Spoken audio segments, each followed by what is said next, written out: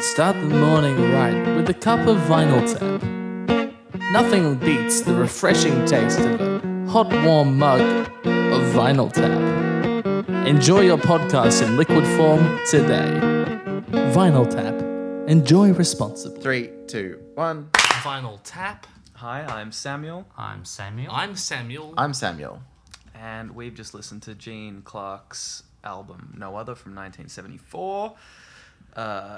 Post Birds, maybe his second or third run at a solo album. What did everyone think of this gaudy, Baroque, dripping in decorations? It is dense. Very ornamental. Yeah. Ornaments upon decorations. Yeah, I think Baroque is a great way to put it. Ornaments. Yeah, it really is very embellished, dense in many ways, and not in other ways. Well, that's the thing. Like, it was, like, from the get-go, there's basically, like, no chords. No one's, like... in a lot of ways. Like, there's a really fat bass line, and everyone's going ham. And, like, playing melodies and doing, like, little... What did I write? Twindlings. And, like... There's just a lot happening, and then you try and listen out for chords, and they just don't happen. They usually appear as like moments to accent, and like, you know, big, like, just like pre-chorus bits or something like that when you want to build up, and then otherwise it's just everyone's going for it, which is cool, bizarre but cool. It truly is bizarre, and it's I think you hear that in an album like this, where I think it was like $100,000 in like 1974 money. Oh my god! Whoa. Somebody correct me if I'm wrong out there, but like this might be like the Pet Sounds killer in terms of like dollars thrown at an album. Like it was expensive, and like, you know, Labor when of you love. when you talk about like everyone going ham, it's like 20 session cats just like in this studio. Holy shit. Just laying it down on every instrument possible, like, and just stacked and Yeah. big. Yeah. So would this have been... How would they have recorded this? Is this like multi-tracking era, or like... Yeah, I don't really 74. understand. 74 multi-tracking is a thing. I Why don't know not? whether or not they used it. It really depends. I'd be surprised if they didn't. Yeah, it's pretty... The production is very clean. Like, it's very, very well recorded, and it's amazing, like, cramming that amount of instrumentation into something like this and still being able to hear everything, like, in its own space. That's what I'm saying. If multi-tracking, they'd have to use second, if not third generation tapes. Whereas if it's like live recording, then you don't do that. And because of how clean it is, that's why I'm like, I don't know. Because nothing sounded like it had been degraded because it had been transferred so many times. That's a really good point. Right, that's why they yeah, could have okay, like just yeah. had everyone in there knowing their parts and recorded all at once. And then you still get that vague sense of spatial awareness because of where the mics are all placed and the way it's recorded onto the tape. Right. With, in terms of like panning and all that sort of stuff, like how does that work in terms of recording it all in one? Is that like you set up the panning when you're recording, and then... So when you're recording to tape, you're recording to the one tape, but you've got, I'm not sure where they're at in 74, maybe 8, maybe 16 track. You have to have people at the desk while it's being recorded if the panning moves, and they've got to be moving the faders while it's being put down. So Right. So you don't automate You it. It's like print. literally, Yeah. people are moving it, and that's how it's being recorded. So you'll never get it exactly the same. If you need to do it again, you've just got like a person whose job it is to roughly know, like have markings of when it needs to change, when it needs to move, and they do it at that section. Right. I just don't see how it could be completely live with so many instruments. I agree. Like, if we're living in the era of, you know, limited... we still live in an era of limited channels, but, like, it's a lot more limited back then. It was a collection of some of like the most sought after working musicians like that worked on this, and I think it may, I'm not 100% sure, but it could have been live. Like, looking at the personnel, like, Yeah, sure. we're talking about, you know, you've got Gene Clark, guitarist extraordinaire, but there's still like another 2 or 3 guitarists I think that played on this album. So it does lend itself to like maybe everyone was just in this room like playing this thing. Who knows? Just jamming. Clearly, the limiting factor is the equipment, not the musicianship. Yeah. Tim, what did you think? I love it. Was great, and I disagree with you about the chords. I thought there were plenty of chords. And the opening of the album and there's some other parts throughout. Chords are like sparse. It's difficult to pick them out. Yeah. I also felt that there was one section in which one was it? The second song, Silver Raven, where I found the downbeat to be a little nebulous until the drums came in, which was fun. I don't know if anyone else felt that. I think I was kind of just like listening in the wrong place, but yeah, that was cool. I guess it's because I listen for root notes and just call them chords because it's what they imply in a lot of rock and pop, right? Yeah. Plenty of chords, and the album's really content to just groove out on two separate chords, usually two completely consonant chords, 1 and 4.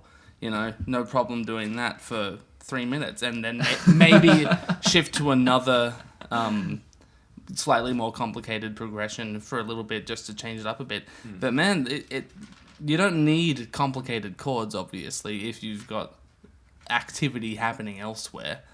Philip Glass proves that. Does he though? I think Silver Raven again only uses E minor and C, just with like extensions as required by the noodling, soulful guitar blues stuff. Right, so the whole song is just those two chords. Yeah, but it's Great, fine, like fantastic. it's not, when I say like it doesn't have chords, it's not like block chords in the traditional sense of like Right, there's lines. strum, here you go. Yeah, it's all line work and it's Right. like That's another way that this is very Baroque. right. No, actually though. Which is sort of, it's a bit intense actually if you're going to listen to it for like the first time. Simultaneously not intense at all because it's very calm. It's a very relaxing album. Yeah, but it is like trying to sort of like, I guess like critically listen. It's hard to pick out Things to point out and say. specifically things. Texture's my thing. There is way too much going on for me to like point at any sort of specifics. Jason Yeah. needs to listen to this 6 more Numerous times. yeah. And he will. Hell yeah. I got a massive Eagles vibe out of a lot of this. Yeah. Just in terms of overall structure, it's got that very late 60s, early 70s storytelling, meandering kind of feel, not rigid verse chorus kind of thing going on. And then just the way that the lines were used, as well as the vocal harmonies and the way that they came in a big chunk is very Eagles into like a chorus. I really felt that in Strength of Strings.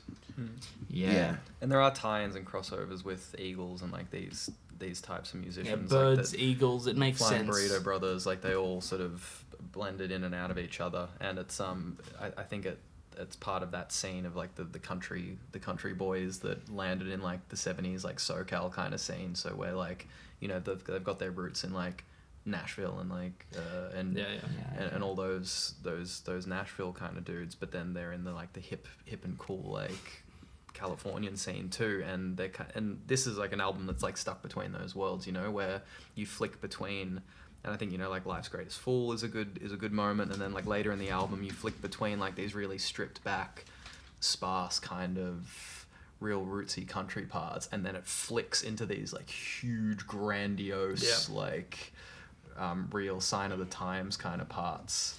Yeah. I think Some Misunderstanding really gave me that vibe where it just for a time felt like a couple of guys fucking noodling away on a porch. And then by the end of it, there's a gospel choir, there's every instrument under the sun playing, and that's such a slow, long build into that. It's great. Again, just 2 chord progressions that are completely consonant and there's nothing really out of the ordinary going on.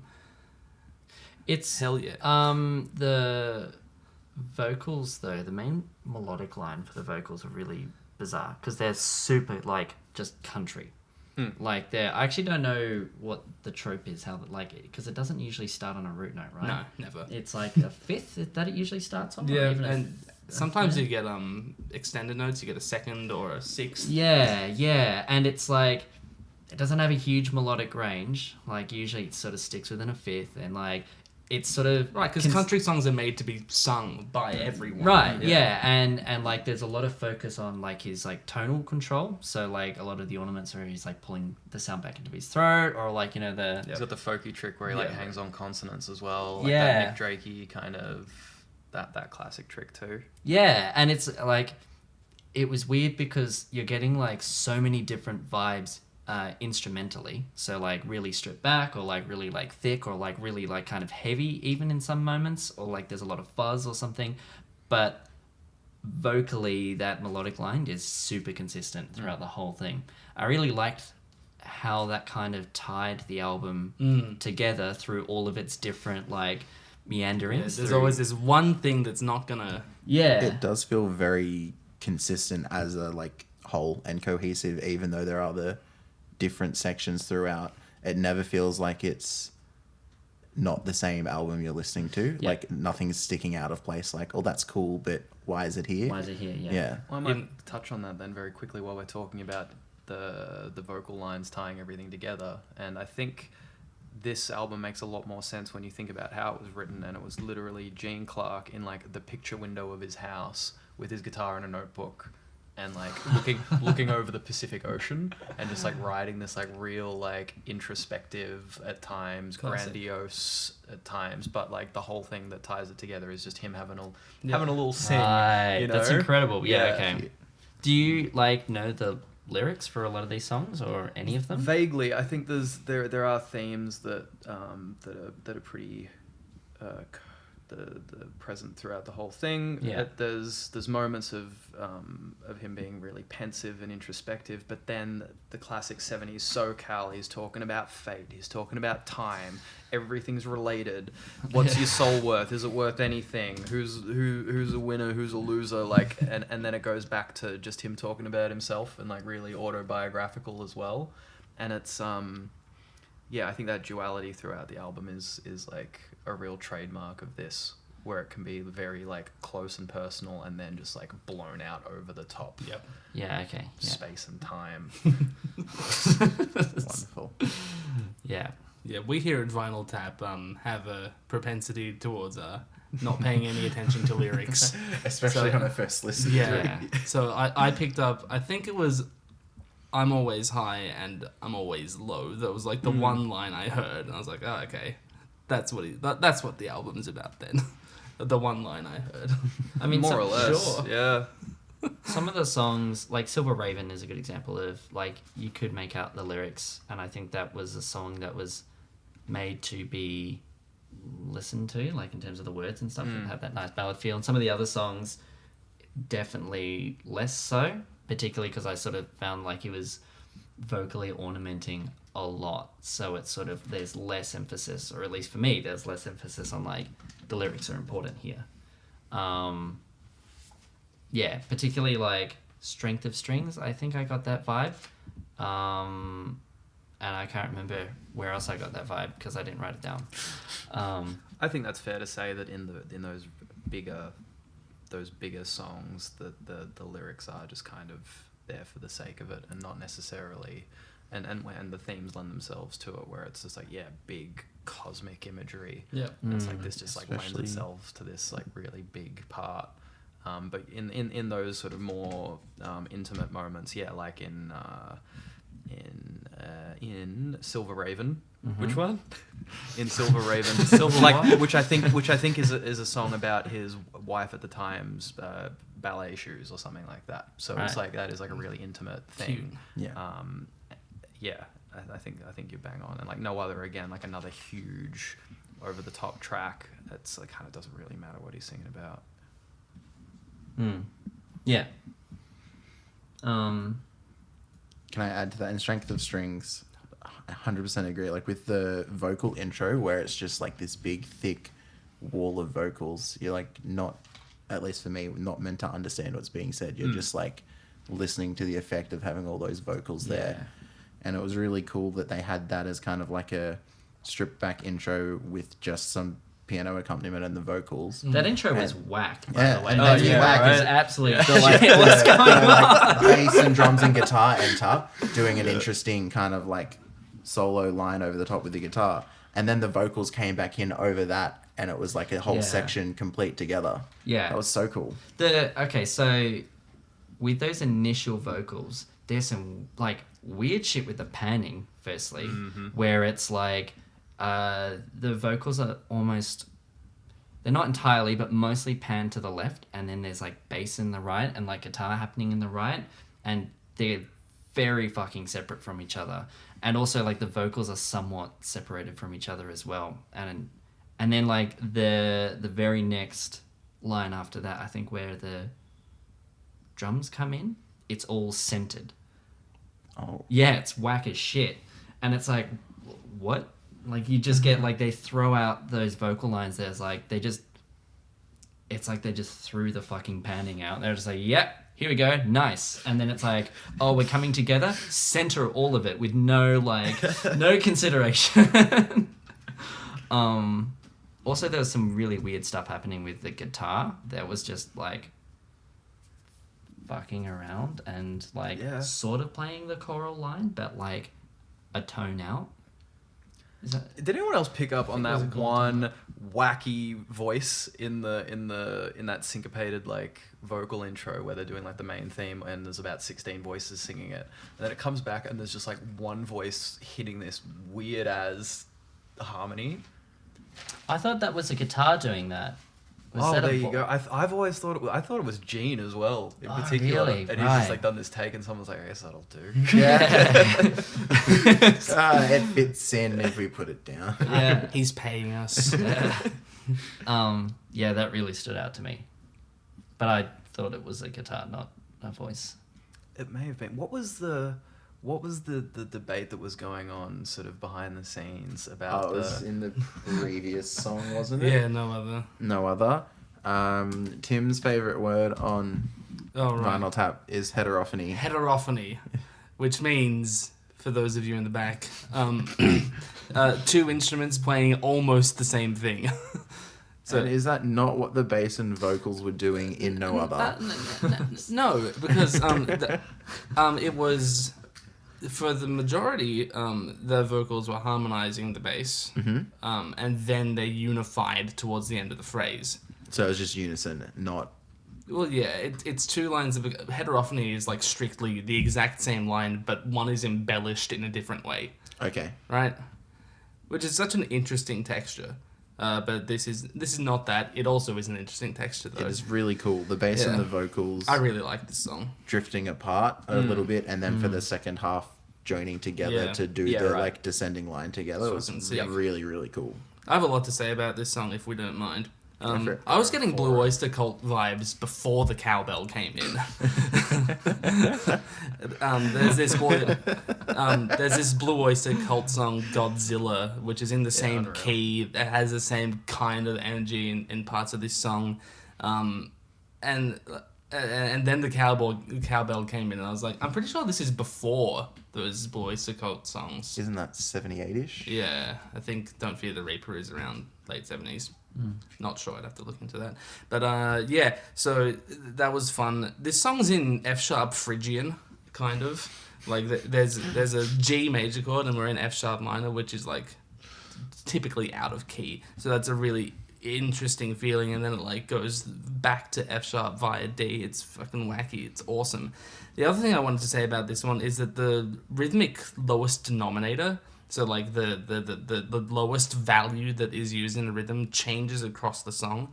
So for the majority of it, like you're stuck in eighth notes, which is pretty typical. Then the cowbell comes in and it's like doing the 16ths with the cowbell, and the cowbell is tuned to F sharp, which is like not a detail that everyone gets right. So I'm glad that was paid attention to, because it would have felt so wrong if it was the wrong. I mean, the percussionist that was going to come in and play that cowbell part was obviously going to have an array of tuned cowbells. Good old 12-year cowbells. I know my job, and this is the tool for it. The world's leading cowbell and off expert. I go. And then there's this one section, I think it's like in the chorus, where it's more spaced out and things stab on the quarter notes instead of eighth notes. So it's a really interesting. Yeah, no. Can I ask about F sharp Phrygian? You said, right? Sure. So Kinda. what effect does that give? Right. Like, Phrygian is often like said to be like dirgy, because you've got that dun dun dun. okay, Yeah. Does it change at all when the cowbell comes in? Does Probably, sure. the tonal center I change? think it's just like a vamp in the Yeah, cowbell parts, right? They're just hanging on one core. Yeah. And it's mostly a textural thing for the solo, kind Yeah. of, with the cowbell. I'm pretty sure there was a guitar solo going on. Because that song is so reserved, and then and then like the cowbell comes in and suddenly it's like so it is so high in the mix. yeah, Like it's So all you loud. can hear. But it really does give it that tonal shift with the cowbell. I It's- forgot there yeah. was a solo happening. Yeah. You're right, there's a guitar Yeah. solo under All that I can hear is the cowbell. Both times I think Yeah. it's a guitar solo, but the cowbell is the Just- yeah. prominent thing. But Like I know there's a guitar solo happening, but guys, dick, dick, dick, dick. no, it's really just because like something I noticed like with the drums in particular, for a while I actually thought there wasn't any cymbals, but then I realized that the shaker is just set higher in the mix than the cymbals are. yep. So you just get this like really reserved sound where it's like if you wanted to put a really heavy beat behind it, it would suddenly like have that kind of, I don't know, like heavy, intense energy. But because it's not there, it almost feels like it wants to give more, but it's not. The drums are interesting in this. Like they're not overcooked like a lot of 70s stuff where you're feeling that like that real like tape burn, and it's like they're real like hot drums. The drums are really clean and really like mellow throughout this whole album, and Yeah. all of the heavy lifting is with all of the other 38 The cowbell. Do you know how they mic'd and recorded the I kit then? have no idea. I can't imagine it would have been more than 3 or 4 mics. I did Is that a notice that guess? there was one song, I can't remember what it was. I probably wrote it down, but the ride cymbal was like all the way in the left, and everything else was not all the way in the left. That was super interesting. So strange. Yeah. Classic 70s And mix. yeah, but I was gonna say this is when a lot of the recording of drums, people really started different mic placements and different number of mics, and really trying to figure out how miking it up got the best sound that they wanted. That's all in this period, isn't it? Yeah, around then, I mean, you have like the Eagles trying to hire Glyn Johns, and then them sacking Glyn Johns because I think it was Don Henley wanted a microphone on every drum. And he's like, that's famously not how I record drums. Yeah. And he's like, well, I'm not John Bonham, so we're going to have to find a different guy then. So they hired him and sacked him before anything was done. So this is, maybe at the point where they are chucking more microphones around. But, God, it's just hard to pinpoint how they did it. Yeah. Trying to dig Yeah. through everything in Yeah. here. There were some really nice congas in No Other. There's a lot of like fun percussion going on. And like I think as the song goes on, like there's like some more flourishing happening, and like everyone gets a little bit more like confident with like chucking out some little. Everyone's being dragged along by the Yeah. cowbell, basically. There's a lot of auxiliary Kicking and percussion. screaming. I was gonna say, yeah, the incidental sort of stuff at the beginning, like the atmospheric intro to that one, there was a lot of percussion in the intro for that. Yeah. And also the effects on that. Oh, so tasty. You got that Holy shit. doubled like Rhodes with the guitar. There was some really far out guitar effects on this album. There was like Yeah. some almost like synthy effects on the guitar Yeah. at points that I have no idea how they did. Yeah. Dripping with like that kind of embellishment. Yeah.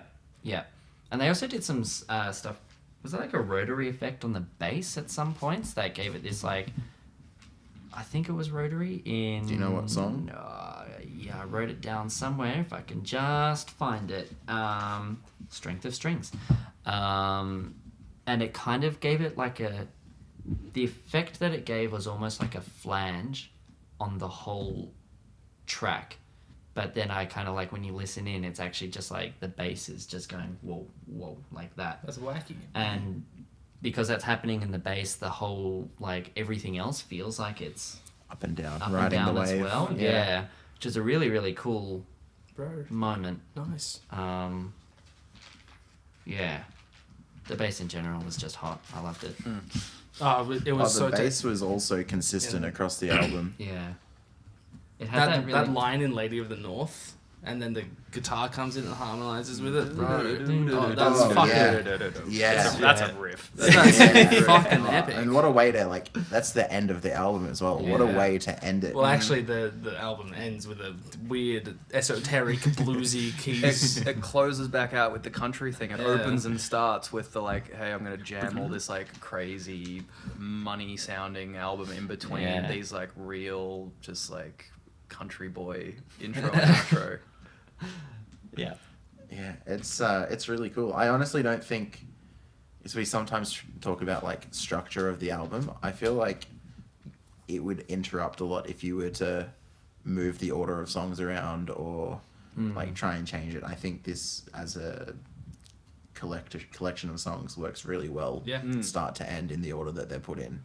Yep. I think it's totally necessary because they chuck those more intimate moments in between like the biggest songs, you know, like in between Strength of Strings and Some Misunderstanding. You've got From a Silver Phial, which like brings it all back down a bit more like classical country, like solid backbeat.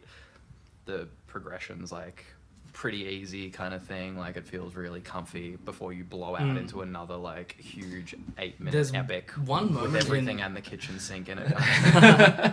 There's one moment in From a Silver Phial that I really, really enjoyed. It's in the chorus. So we've been in G for the whole song. And we get to the chorus. It arrives on a C chord. Then we resolve plaguily to G. Very nice. And then there's D minor. It just comes at you. D minor right there. There's an F natural. And it's like, oh, a little dark twist in our chorus. Yeah. And then like it goes to F and back to C. So it kind of feels like we're in C now because we've gone through F and D minor. So 2 chords with F natural in. And then on the next round through, it goes to a D7 chord. What, with an F sharp in it? Yeah, instead of the D minor. So it's like, haha, gotcha, we're actually still in G. It was just like a little... Do we go back to it's D like minor? It's like a fleeting modulation. Do we go back to D minor at all from that point on? Or is it just like... It's every first time through the chorus. Okay. And the second and time then the it's second D7. time, so it just lightens and brightens the Yeah. whole thing.